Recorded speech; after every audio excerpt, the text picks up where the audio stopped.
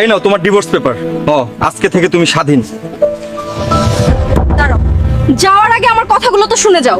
আর কি শোনার বাকি আছে? তুমি যেগুলো চেয়েছিলে সবই তো দিলাম। আমি তোমায় কতটা ভালোবাসতাম, আর তুমিই আমার সাথে প্রতারণা করলে। হ্যাঁ, করেছি আমি চিট। আর আমি তোমাকে এজন্যই ডেকেছি, মেয়েদের ছেলে খোঁজার দরকার নেই, ছেলেরা নিজেই আমাদের কাছে আসে। মানে হ্যাঁ, কি বুঝাতে চাইছো তুমি? তোমাদের ছেলেদের কাছে যদি দুটো অপশন থাকে, তাহলে আমাদের মেয়েদের কাছে 100টা অপশন থাকে।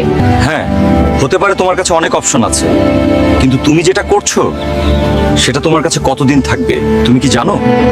যতদিন না তোমার এই শরীরটা থাকবে, যেদিন এটা শেষ হয়ে যাবে সেদিন দেখো। আর তুমিই আমাকে চিট করলে, যে তোমাকে নিজের থেকে বেশি ভালোবাসতো।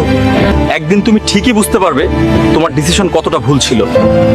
তুমি যে ছেলেটার কাছে যাচ্ছ, সে কি তোমাকে ভালোবাসে? এটা তোমার ভুল ধারণা। সে তোমার শরীরটাকে ভালোবাসে। আচ্ছা, একটা কথা বলো তো, আমাকে কেন বিয়ে করেছিলে? বিয়ের মতো পবিত্র সম্পর্কটাকে নষ্ট কেন করলে? কি হলো বলো? কোনো জবাব নেই, তাই না? ঠিক আছে, ছাড়ো, বাঁচো তোমার মতো করে। আরে যাও যাও।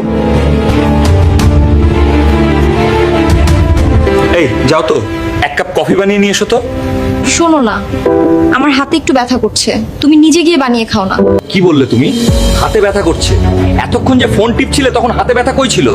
যেই বললাম কফি বানাতে অমনি হাতে ব্যথা শুরু হয়ে গেল। তুমি আমার সাথে এটা কিভাবে কথা বলছো? আমি তোমার গার্লফ্রেন্ড হই, চাকর না। কি বললে? গার্লফ্রেন্ড? তোমার মতো 100 গার্লফ্রেন্ড আমার পিছে ঘুরে না। তুমি কোনো স্বর্গের পরী না যে তোমাকে মাথায় তুলে রাখবো। তোমার জন্য স্বামী ছেড়ে আসলাম, আর তুমি আমাকে অপমান করছো। দেখো, তুমি আমাকে ভালোবাসো বলে আসোনি, তুমি এসছো আমার টাকা আর সম্পত্তি দেখে, যাতে তুমি মজা করতে পারো। এটা কোনো কথা বললে? তোমাকে ভালোবেসে স্বামীকে ছেড়ে এসেছি আমি, টাকা পয়সা দেখে নয়। তোমাদের মতো মেয়েকে আমি ভালো করে চিনি, তুমি তোমার স্বামীর হতে পারলে না, আমার কি করে হবে? সামনের মাসে আমার বিয়ে, তুমি তোমার রাস্তা দেখে নাও। কি, তুমি আমাকে চিট করলে? আমি কোনো চিট করিনি, আর তোমাদের মতো মেয়েদের তো অনেক অপশন আছে। সরো, আমার হবু বউ ফোন করছে। স্বামীকে অবহেলা করে অন্য পুরুষকে নয়, স্বামীকে ভালোবাসুন।